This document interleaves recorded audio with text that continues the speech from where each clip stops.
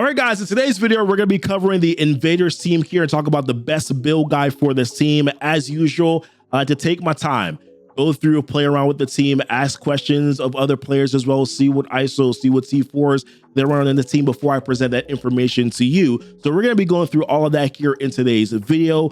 Let's talk specifically about what we're going to cover, right? We're going to talk about the best T4s for each character, best ISO wave for each character, best team placement for the overall team, the red star priority, which also will indicate your upgrade priority for the characters as well, and the best fifth replacement character, just in case you're not able to get one of the characters on the team. Maybe Iron Fist. That's probably who most likely a lot of players will not get here. But let's go through and talk about the first character here, which is going to be Bucky Barnes. I will say, as a disclaimer, I try to take the cost-effective approach to T4s because I want to assume that not everybody has an abundance of T4s. So therefore, I'll go the cost-effective approach as it pertains to this here. If you do have an abundance of T4s, if you're blessed that way, then of course you can do a little bit more T4s if you want to. But these, I think, are the best ones anyways, because I did go out and put must-haves and then also go with optionals, as you can see here. But the best T4s for Bucky Barnes, in my opinion, I love his special ability. Special ability is a low cooldown. It's a 3-turn cooldown. With the T4, you're getting an additional 100% damage to the primary and then also the secondary targets that are there. The ability itself already landed disrupt to multiple characters, primary and the secondary targets that are there. And of course, with the 8 charges, you can hit up to 5 adjacent targets that are there. That's next to the primary target as well. So I like the special quite a bit. The 3-turn cooldown makes it even more so enticing, if you ask me. So I definitely think that this is a good one to throw here on Bucky Barnes. Now, the ultimate, we're going to talk about it and we're going to take a look at it here to kind of give you my thought process on this. So with this ultimate ability, which is called Grand Old Time, while the additional 50% piercing to the primary and the secondary targets would be nice, and of course the unavoidable and it cannot be blocked is also great as well, I just don't think that it has the same impact as Buckshot, which you're gonna get more often and you're gonna do more damage with it whenever you do. And also, I forgot to mention too, like the applying the offense up for 2 turns to Invader, to himself and all invaders. Before it was just applying it for 1 turn, but now you're getting a 2-turn offense up, which is going to be pretty big with this team too. The ultimate is nice, so if you have the T4s to spare, do this one, but it's just not the same impact, I think, as the lower cooldown other ability that actually does more damage. So that's the reason why I said it was an optional one that you can do. But if you're looking to min-max, if you have the T4s to spare, then I think the ultimate is good too. The passive ability, in my opinion, is not worth it. You don't need it. At the end of any character's turn, if this character does not have charge, fill this character's speed bar by 50%. I don't really think that you need this. There's other ways for him to be able to get charges instead of him taking a turn, or instead of you like speeding him up to be able to take a turn. It's not really like that dire for you to do it. And also at the end of any character's turn, if this character does not have charges, then he'll be able to apply offense down for 2 turns to all enemies, and then he's going to gain the 8 charges anyways. I don't think you need to speed him up so that he can gain the charges, right? Like, I think you're going to be okay where that is concerned. And then the basic ability, additional damage because of the striker, and I'm going to recommend to run on him here. This may be one that you want to min-max on a little bit later on, but I don't think that you need this one as well, because everything that it already does, you don't need the additional T4 for it. So as it pertains to the ISO A, as you're going to see here, I'm recommending to run Striker on him because he extends negative effects with a Striker bonus attack and then also his assist attack, which of course this team is going to assist a lot because of Nick Fury and his passive. Then I like running Striker on him. Initially though, I did like running Raider on him, and I'll talk about why. Because he does take the 2nd turn after Nick Fury, so Nick Fury goes out, you summon his minions, the next turn is going to be Bucky Barnes. Because he already had the 8 charges, and if you did his ultimate or you did his special, then you would pretty much basically are guaranteed to land multiple vulnerables out there because of Union Jack being able to get them to what, 90% crit rate if they run the Raider ISO on them. So I kind of like the idea of being able to throw out the vulnerables and then have somebody like Union Jack come back and take advantage of it there. But I just found that in the long term of the matchup, as it goes on, that his Striker bonus attack was more valuable to me. So that's the reason why I landed on Striker for Bucky Barnes. All right, so next on this list here, I'm going to talk about Captain America World War II. The best T4s for him are his passive ability, his ultimate, and then his special ability. The passive ability, you want that because whenever he has 4 or more invader allies with him, he is going to make sure that the enemy cannot summon. So that goes towards multiple man, that's Loki, that's Doom in the last node. You want to be able to prevent them from summoning. So therefore that passive ability T4 is necessary.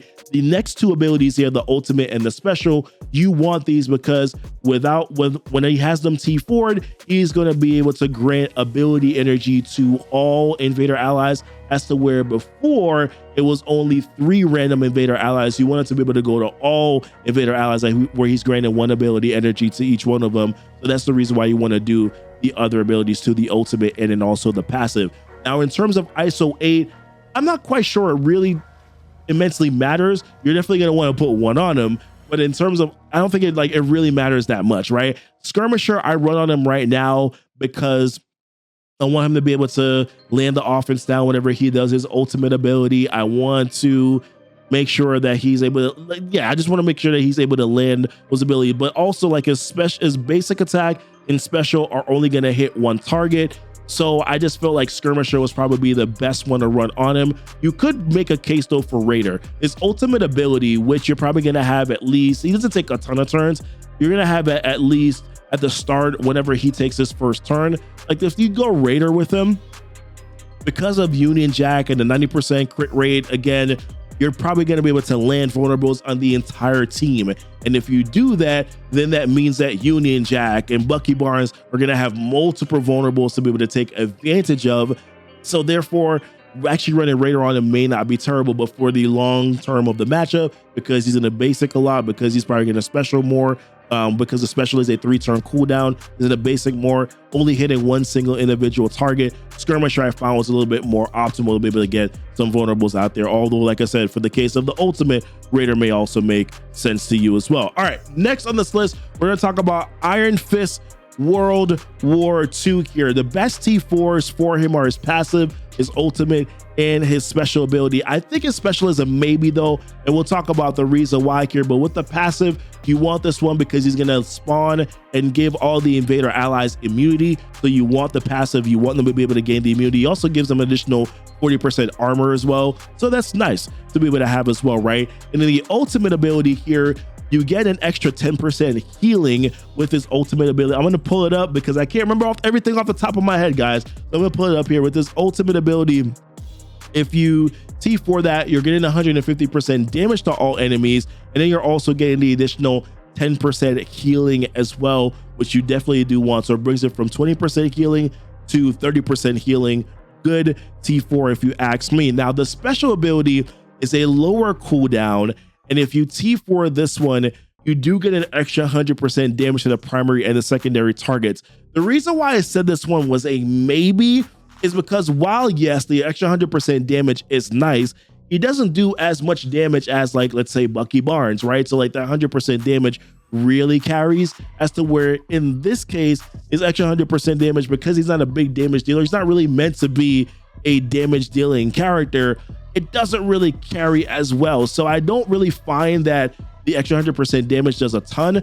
But once again, if you're looking to kind of like sort of min-max, let me close that. If you're looking to kind of min-max here, then maybe you want to go with it. But once again, we're taking the cost-effective approach. What do you absolutely need? You need the passive, you need the ultimate ability here. You don't need the special, nor do you need the basic attack. So therefore, I'm going with ultimate ability, going with passive, and you can probably skip the special here.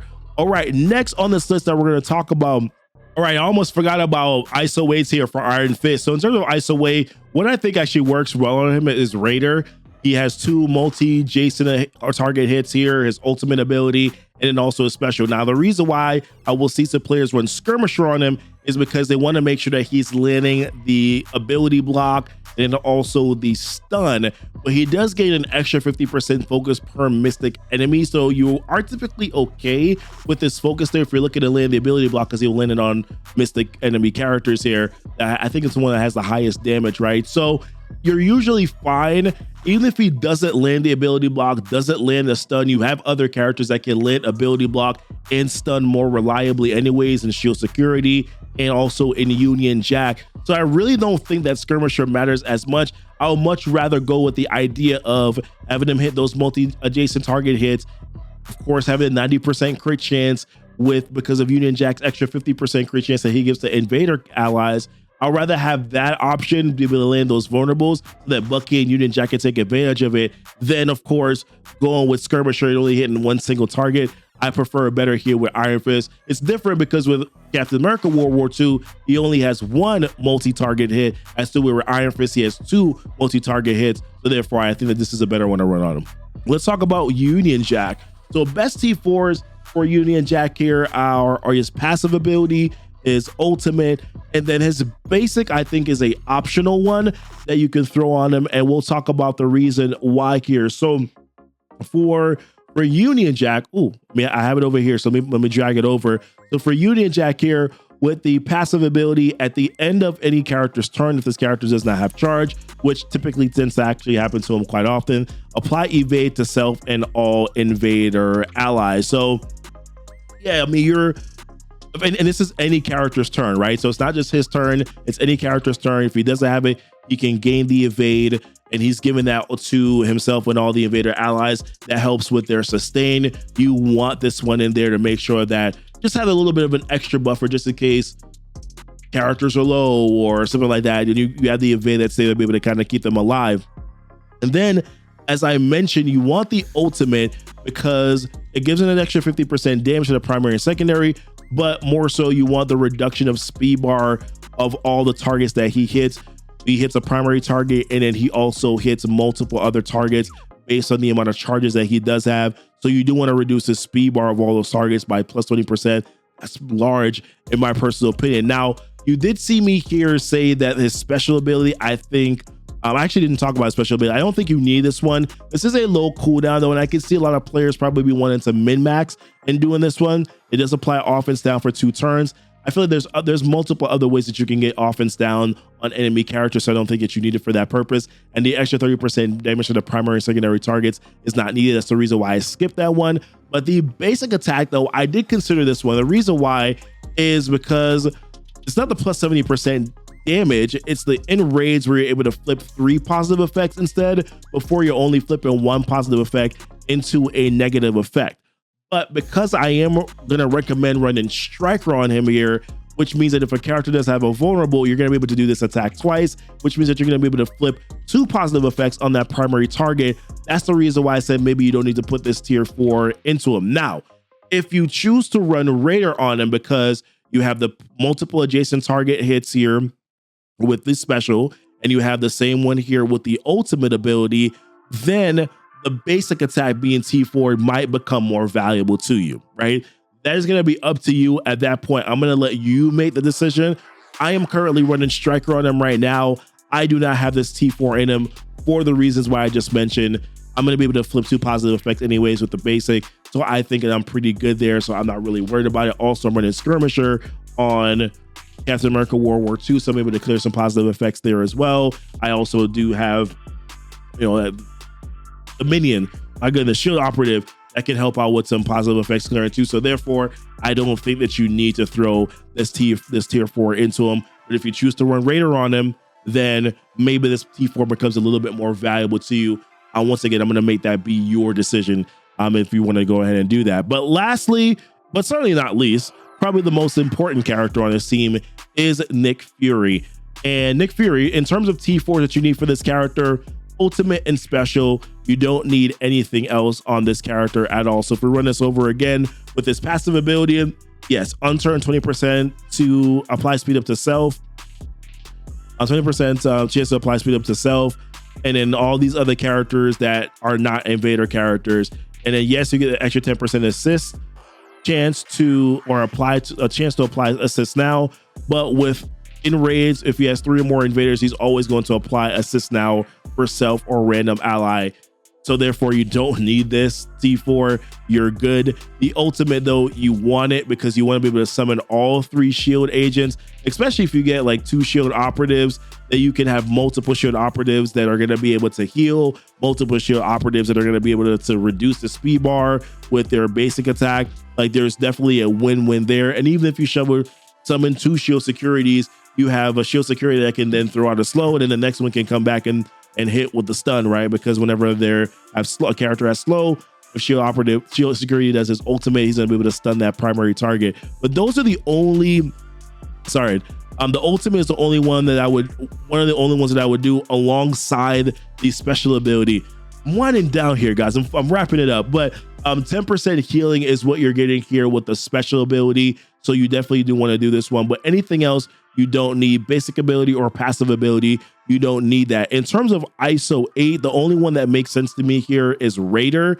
And the reason why you want to run Raider on him is because of his basic attack here. So if we jump back to that, with this basic, whenever you do this one, he generates ability energy on each crit. Because of Union Jack gives them the extra 50% crit chance. If you run the Raider ISO, you're getting 40% from that.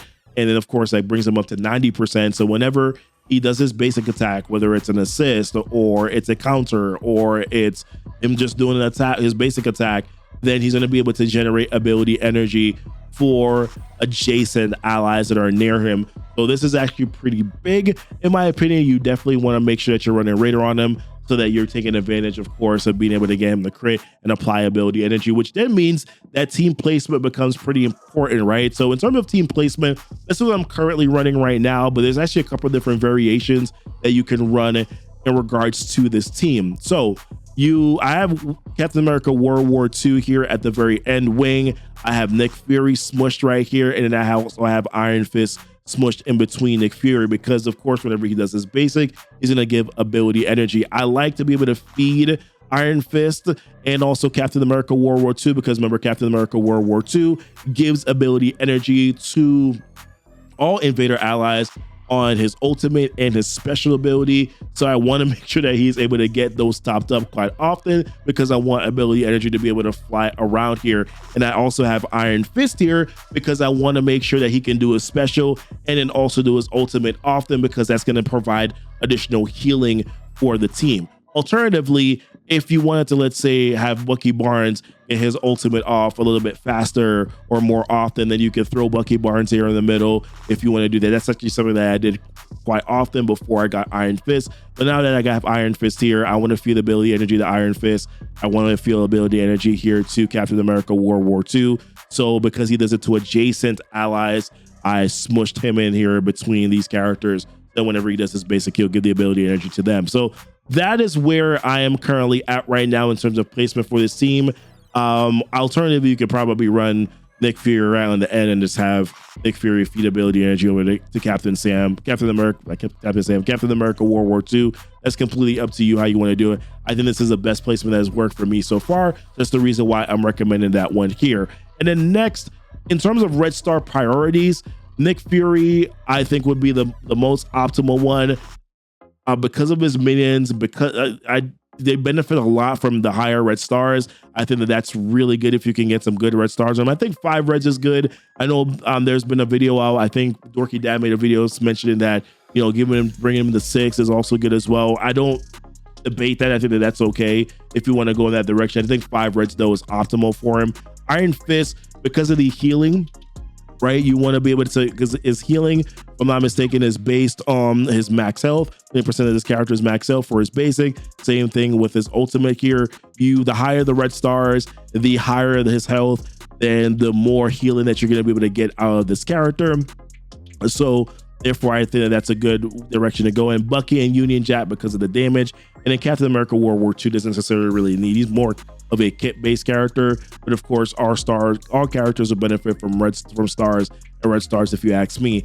And then lastly, in terms of a 5th replacement here, Captain America Sam actually works the best if you do that, have all 5 characters. Captain America Sam works the best. Ability energy, he's a tank. He can take on some additional damage away from the other characters that are on your team. So Captain Sam is pretty good there, but he can also give ability energy to other skill allies. So therefore, there's an added bonus and benefit there. He's also going to speed up skill allies with his ultimate ability. So there's additional benefit there as well, if you ask me. Shang-Chi is good, but sometimes I find that he actually kills characters too fast when it comes to the raid content. So therefore, he can actually be a little bit of a liability there. And Kestrel, same thing too, because you're throwing out some defense downs there too. He also kills too fast, and that actually really hurts the ability energy and hurts the cooldowns of this overall team. So that is it, guys, in terms of my recommendations here. Hopefully you got some good information out of it. I know this is a longer video than I usually do over the past, couple of weeks here, but I wanted to go in depth and talk about a couple of things. If you have questions about anything, then feel free to ask. I'm always here and happy to help out. Hit the like button, subscribe to the channel here if you haven't done so already. Hit the notification bell so that you know when the videos do go live. Until next time, guys, y'all be blessed. Y'all be safe.